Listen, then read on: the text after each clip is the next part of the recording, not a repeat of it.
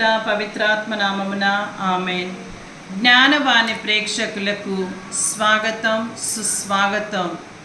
మా పెద్దకోరపాడు Saint Ann's convent అందించు జ్ఞానవాణి. ఈ దినము నిర్గమకాండములో అహరోను మరియు అతని కుమారులు యాజకుని కార్యాలయానికి వారి వస్త్రాలను విడిచిపెట్టుటని గురించి ధ్యానించుకుందాము. పూర్వము కుటుంబ పెద్దలు కూడా పూజారులే. దేవుడికి ప్రత్యేక కానుకలు సమర్పించేవారు. కానీ తర్వాత అహరోను కుటుంబానికి చెందిన ఒక కుటుంబము మాత్రమే యాజకులుగా ఉండటానికి అనుమతించబడింది. వారు పవిత్రంగా మరియు దేవుని కోసం ప్రత్యేకించబడ్డారని చూపించే ప్రత్యేక బట్టలు ధరించారు.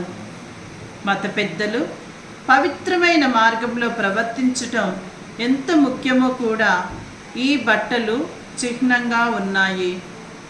యేసుక్రీస్తు కూడా ప్రధాన యాజకుడు. అతను పవిత్రుడు మరియు దేవుని కోసం ప్రత్యేకించబడ్డాడు. ఈ రోజుల్లో దేవుడిని ప్రసన్నం చేసుకోవటానికి మనం అందమైన బట్టలు ధరించాల్సిన అవసరం లేదు. బదులుగా మనం మంచి దృక్పథాలను కలిగి ఉండటం మరియు ఇతరులతో దయగా ఉండటంపై మన యొక్క దృష్టిని కేంద్రీకరించాలి.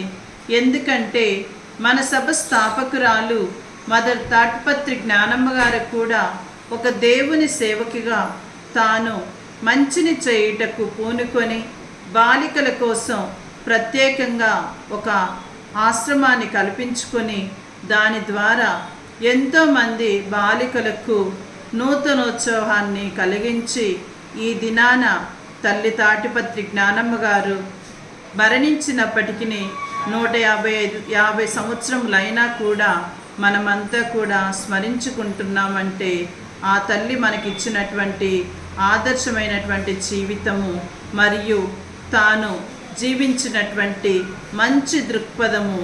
కావున మనమంతా కూడా ఇతరులపై దయ కలిగి ఇతరులతో ప్రేమానురాగాలతో జీవిస్తూ మనకున్నటువంటి దానిని ఇతరులతో పంచుకొనుటకు దేవాలయంలోనే కాకుండా పనిచేసే స్థలములో కూడా దయ కలిగి జీవించుటకు ప్రయత్నం చేద్దాము.